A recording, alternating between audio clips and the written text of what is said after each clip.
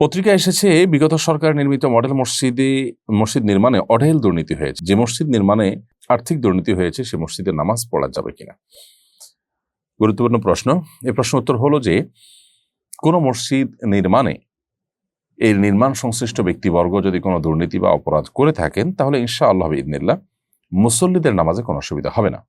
কারণ প্রথমত আল্লাহ সুবহানাহু ওয়া তাআলা কোরআনে কারীমে একাধিক জায়গায় আমাদেরকে এ বিষয়ে জানিয়েছেন যে আল্লাহ তাজরু ওয়াজিরাতুন বিজরা উখরা, কেউ কারোর পাপের বোঝা বহন করবে না। যেহেতু কেউ কারোর পাপের বোঝা বহন করবে না, অতএব আমরা অন্য কেউ মসজিদ তৈরি করতে গিয়ে দুর্নীতি করেছে, অন্যায় করেছে, এরকম কোনো বিষয় আশয় সেটার দায়ভার আমাদের উপর আসবে না ইনশাআল্লাহ তাআলা।